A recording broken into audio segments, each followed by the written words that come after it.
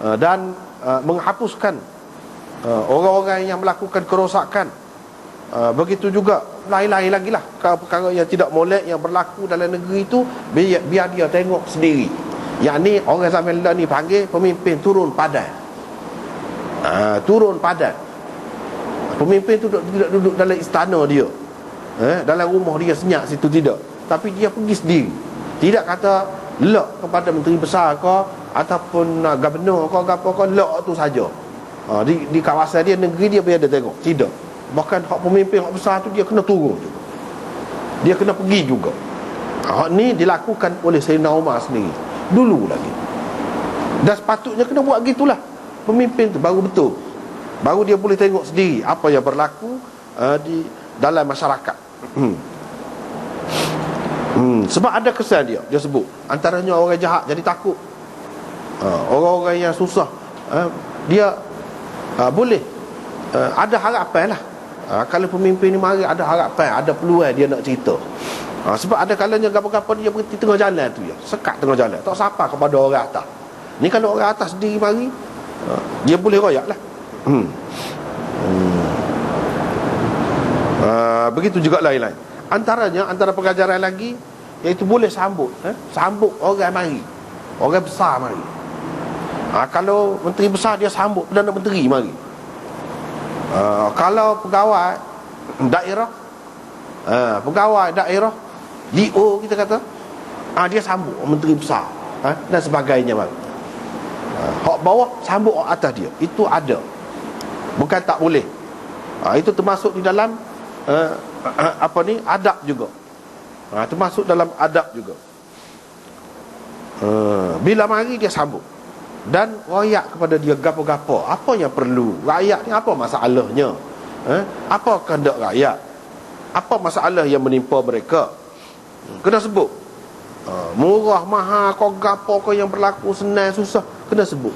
Pemimpin tu sendiri dia kena sebut untuk memudahkan kerja. Ini zaman dulu, zaman ni lagi senang kan, banyak kemudahan, alat-alat perhubungan itu. Walaupun ada alat perhubungan pemolek buat lagu ni.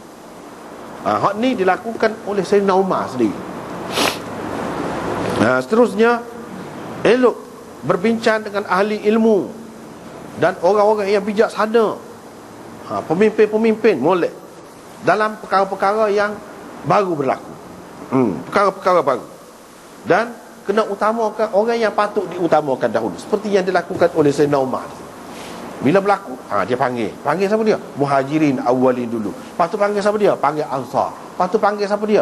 Orang-orang tua Quraisy yang Islam kemudian. Dia bicara, dengar pendapat.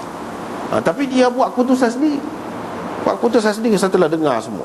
Yang ni dalam Islam ni, hak dia naknya pemimpin tu kena ada bicara, bukan jenis diktator. Tidak. Bicara. Perkara-perkara yang baru berlaku, perkara-perkara yang menjadi masalah semasa tu, dia kena bicara. Yang keempatnya, iaitu kena letak orang tu pada taraf masing-masing. Tak boleh tidak jaga taraf itu. Macam di sini, dia Sayyidina Umar mengutamakan Muhajirin, lepas tu Ansar. Yang ni mengikut tertibnya. Hak ni termasuk di dalam adab juga. Yang kelima, harus berijtihad dalam masalah peperangan dan seumpamanya. Seperti mana dalam masalah hukum hakam juga. Masalah hukum kita berijtihad. Orang ni pendapat lagu ni, orang ni pendapat lagu ni, berbeza, tak apa.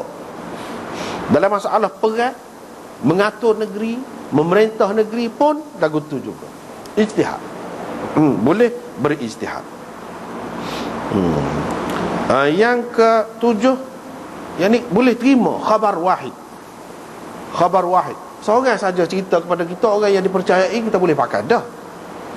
Boleh pakai dah. Macam sini, Abdurrahman bin Auf, dia kata dia ada pengetahuan tentang perkara ni baru ni, iaitu Nabi SAW kata, kalau wabak terberlaku di suatu tempat, jangan pergi.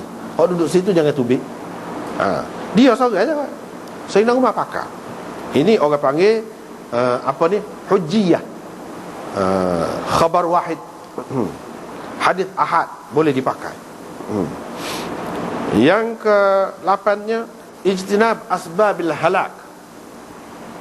Kita kena mengelak diri, menjauhkan diri daripada perkara-perkara yang boleh membawa kerosakan, kebinasaan, kemusnahan.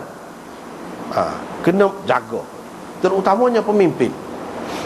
Yang boleh menyebabkan rakyat dia tu ataupun pengikut dia tu jadi dalam bahaya. Tak boleh dia mendedahkan kepada bahaya.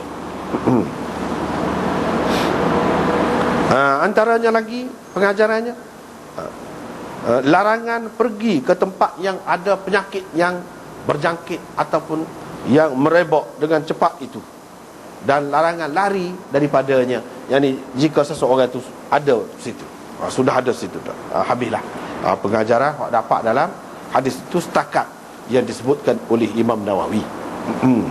Kalau nak kira orang lain boleh nampak orang lain lagi banyak lagi, biarlah hak tu saja. Babun la adwa wala tiyarata wala hamata wala safara, dan seterusnya. Ada tajuk ni pula. Tadi royak macam Sayyidina Umar ni, yakin benar dengan penyakit tu, melarat tu.